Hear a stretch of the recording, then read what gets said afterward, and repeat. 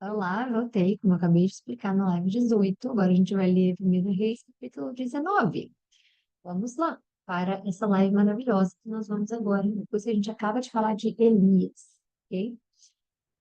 Vamos fazer a nossa oração, né? Porque eu não sei se você está assistindo separadamente. Então, Senhor, obrigada por esse momento aqui novamente que estamos unidos, porque cada momento que a gente se reúne para ler a sua palavra, para ouvir a sua palavra, nós sabemos que estamos sendo lapidados e que as suas palavras caiam na nossa vida, Senhor, no momento exato, para que a gente possa entender os nossos momentos, não somente os nossos momentos de fraqueza, mas os de vitória também. Entender aquelas mensagens que você manda e às vezes nós não conseguimos compreender, entender o seu propósito nas nossas vidas. Obrigada, Senhor.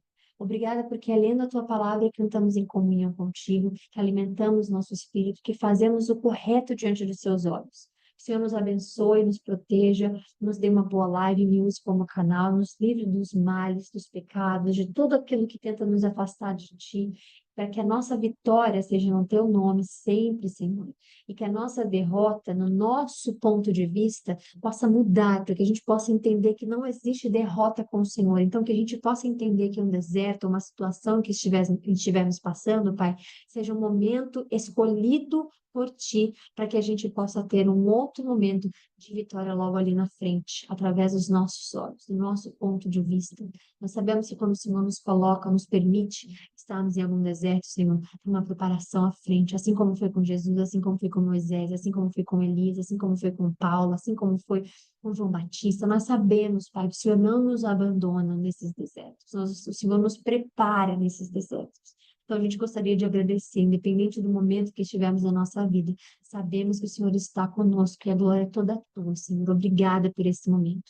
O Senhor nos dê uma boa live, nos abençoe, nos proteja contra todos os males, todos os olhares malignos, invejosos, e que nós possamos triunfar para a honra e a glória do Senhor. Amém. Olha, Acabe contou a Jezabel tudo o que Elias tinha feito e como havia matado todos os profetas à espada. Por isso, Jezabel mandou um mensageiro a Elias para dizer-lhe que os deuses me castiguem com todo rigor se amanhã, a esta hora, eu não fizer com a sua vida o que você fez com a deles. Porque a bonitona está achando que ela tem a vida de Elias nas mãos dela. Porque é isso que o diabo faz, dá poder. As pessoas acham que o poder, ou as pessoas acham que. Já ouviram algumas pessoas dizendo assim: ah, eu sou de religião X, com a boca cheia, assim, achando que cristão tem medo? Ou achando que, né, pelo menos já aconteceu comigo várias vezes. E é importante você se fortalecer e você entender que você não pode ter medo do diabo. Você não pode ter medo do que ele faz. Você não pode ter medo de pessoas que não têm Jesus. Você não pode ter medo. Você tem que se vestir com as armaduras de Deus. Você tem que vestir com as armaduras cristãs. Você tem que ver o que Deus vem fazendo com todos esses reis, todos esses profetas, porque você também é um escolhido. Então, quando o medo bater a sua porta, lembre-se que Deus deixou escrito na palavra dele 365 vezes: não tenha medo. Não, mas não foi para mim especificamente, tá? Foi para. E você acha que Deus escreveu para representar cada dia do ano, para você só ler e não ouvir que ele está dizendo: não tenha medo, eu estou com você? Não tenha medo, eu sou o Senhor. Não tenha medo, eu farei você vencedor. Não tenha medo. Quantas vezes? Então, é para você. As mensagens são para nós, não é para ele mesmo. Ele não criou essa história para ele mesmo. É para nós. E isso aqui é uma busca por salvação que ele está dando para cada um. Quando envia Elias, quando envia Moisés, quando envia até o último cordeiro, que foi Cristo. Que é Cristo. Então ela está ali falando que vai matar ele porque ele fez isso com os profetas de Baal, né? Elias teve medo e fugiu para salvar a própria vida. Aqui começa quando a gente falou na live anterior, né? Porque Deus, ele é tão maravilhoso que até nesses momentos ele nos mostra que ele é Deus. Então significa que se ele mandou 365 vezes na Bíblia, é porque 365 pessoas tiveram medo naquele momento ali, ele falando para elas: não tenham medo. É óbvio que o medo vai fazer parte da humanidade. O diabo está aí para isso, para dar medo. E é óbvio que quando você vê algo que é assustador aos seus olhos, dá medo. Mas Deus é um Deus que motiva, que encoraja, nós já vimos isso lá atrás, ele encoraja, e é por isso que Elias ter medo não é motivo para você dizer, ai, ó, Elias também está no medo. É o resultado disso aqui, desse medo, que você tem que pôr no seu coração. Ele foi, ele fugiu mesmo assim com medo. E olha o que que Deus faz comigo. Quando chegou a Berseba de Judá, deixou o seu servo e encontrou no deserto, caminhando um dia. Desculpa, e entrou no deserto. Então, esse medo dele aqui está linkado com o deserto, é maravilhoso, porque é mais ou menos assim que acontece na nossa vida. A gente está no deserto, a gente começa a ficar com medo. Medo de dar errado, medo de perder alguma coisa, medo de perder alguém, medo de perder finanças, medo de falhar, o medo começa a cercar. É entrar no deserto, a gente começa a ficar com medo. A gente fica com medo de se Deus não está ouvindo, se a nossa vida acabou, se a gente vai falir, se a gente não vai ser feliz no casamento, se a gente não vai ser mais feliz nunca mais, se a gente vai sobreviver, se vai ter uma guerra, se vai ter problema, se vai ter. Aí começa. Tudo vai declinando. O medo inicia, se instala e pronto. E quando a gente entra no deserto é pior ainda, porque daí a gente se sente sozinho, a gente acha que Deus, né, vai demorar para responder, ou que ele está castigando, ou que ele não entende a preparação. Então, ele entrou no deserto com medo, chegou aonde havia uma giesta e sentou-se debaixo dela e orou, pedindo a morte. É aqui que começa essa tristeza dele. Ficou pesado demais para ele acha. Olha o que ele fala para Deus. Já tive bastante, Senhor. Tira minha vida. Eu não sou melhor do que os meus antepassados. Ou seja, por que que eu estou vivo e eles não estão mais? Porque existem pessoas que fazem isso. Por que que não aquela pessoa? Por que que não eu e não aquela pessoa? Por que que... Às vezes a gente faz isso. Não faça isso. Deus sabe o porquê o ciclo de cada um finalizar. E o porquê você está aqui hoje. Independente de quando você vai ouvir essa mensagem. Eu tive bastante... Lembrando que a morte não é castigo, tá, gente?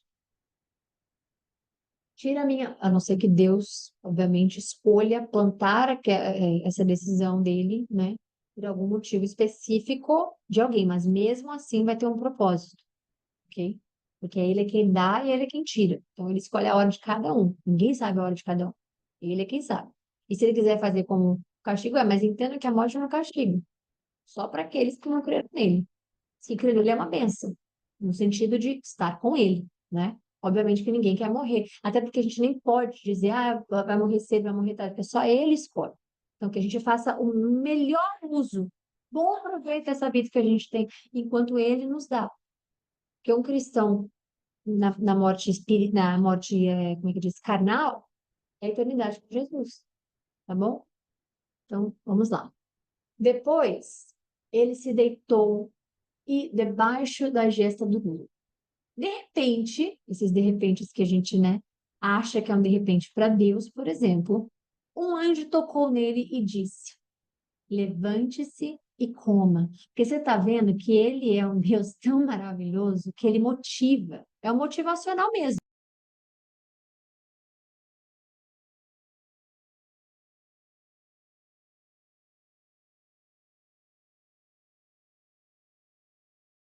O microfone ficou mudo aqui, vamos lá.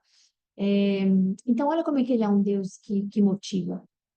Não parece que é o seu melhor amigo falando, que é ou o seu pai, ou sua mãe, seu irmão, sua irmã, falando pra você, não, você vai levantar assim, você vai comer, você vai fazer, Você não já fez isso por alguém na sua vida? Ou por você mesmo, às vezes. Eu faço isso, de vez em quando. De vez em quando, assim, não vou dizer quando que eu fiz a última vez, mas tem vezes que eu falo, não, você vai levantar, você vai tomar um banho, você vai se sentir viva, você vai botar um louvor, você vai... Você não faz isso? Isso é o Espírito Santo, não é você mesmo fazendo, não. É o Espírito Santo, porque um dos atributos dele é encorajamento. Ele encoraja. Coragem vem dele. Alegria vem do Espírito Santo. Levante-se e coma. E ele mandou um anjo, tá? Um mensageiro, então. Elias olhou ao redor e ali, junto à cabeceira, havia um pão amassado sobre brasas quentes e um jarro de água. Uma maravilha. Ele comeu, bebeu, deitou-se de novo. O anjo do Senhor voltou. Vocês estão vendo que ele está triste, ele está mal, está depressivo, está pedindo a morte. Veja bem. O Senhor, o anjo do Senhor voltou. tocou nele e disse: levante-se e coma, pois a sua viagem será muito longa. Então ele levantou, comeu, bebeu. Fortalecido com aquela comida, viajou 40 dias, 40 noites no deserto.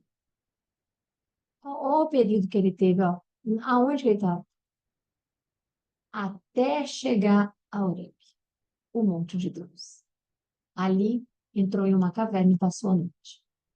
Eis que a palavra do Senhor, porque a palavra do Senhor é Deus, é a voz, né, do Senhor. A voz, no sentido, é a palavra dele. Ele iniciou o mundo com uma palavra, haja luz, né? Quer dizer, duas palavras, haja luz. Mas ele iniciou com o quê? A palavra. Então a palavra do Senhor veio até ele. O que você está fazendo aqui, Elias? Ele respondeu: tenho sido muito zeloso pelo Senhor, o Deus dos exércitos. Os israelitas rejeitaram a tua aliança, despedaçaram os teus altares e mataram os teus profetas à espada. Sou o único que sobrou. E agora também estão procurando tirar a minha vida. E o Senhor disse: saia e fique no monte, na presença do Senhor, pois o Senhor vai passar. Olha que coisa, se ouvir uma coisa dessa. Detalhe que Deus não falou para ele: vai e foge, porque Jezabel vai conseguir te matar. Ele não falou isso. Ele ficou sozinho com medo, sozinho tomou sua decisão, sozinho começou a fugir. Por isso que Deus fala: você está fazendo o que aqui? E mesmo assim, Deus enviou um anjo para ajudar ele. Na sua vida, você vai ter medo, por si só vai tomar uma decisão, por si só vai tentar resolver, por si só, e vai esquecer que Deus não falou para você ter medo, que Deus não falou para você sair de onde você estava, que Deus não falou para você. E aí vai vir um anjo, vestido de mãe, de irmã, de pai, de amigo, de namorado, de esposo, de esposa, e vai dizer para você: não, você vai levantar, independente de onde você quer que esteja. Então, o medo vai te tirar e Deus vai te botar de volta. Não no mesmo lugar, no lugar melhor. Então veio um vento fortíssimo que separou os montes e esmigalhou as rochas diante do Senhor. Mas o Senhor não estava no vento, né? É como se fosse um furacão, isso aqui. Depois do vento, houve um terremoto, mas o Senhor também não estava no terremoto. Depois do terremoto, veio um fogo, mas o Senhor também não estava nele. Depois do fogo, veio o som de um suave sussurro. Quando Elias ouviu isso, cobriu o rosto com o manto, saiu e ficou à entrada da caverna. Então uma voz me perguntou: o que você está fazendo aqui, Elias? E ele respondeu: tenho sido muito zeloso pelo Senhor, o Deus dos exércitos. Os israelitas rejeitaram a tua aliança, despedaçaram seus altares, mataram os profetas à espada. Eu sou o único que sobrou e agora também estão procurando a minha vida. Ele repetiu a mesma coisa. E o Senhor lhe disse: o Senhor lhe disse. É Deus falando com ele: volte pelo caminho por onde veio e vá para o deserto de Damasco. Quando chegar lá, unja Azael como rei de Arã.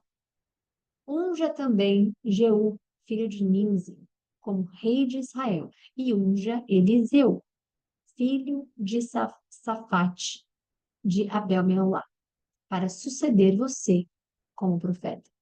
Jeú matará todo aquele que escapar da espada de Azael, e Eliseu matará todo aquele que escapar da espada de Jeú. No entanto, reservei 7.000 em Israel, todos aqueles cujos joelhos não se dobraram diante de Baal, e todos aqueles cuja boca não o beijou. Como assim o beijou, tá? Você não já viu as pessoas beijando imagens? Pessoa beijando coisas. Isso. Então, Elias saiu de lá e encontrou Eliseu, filho de Safate.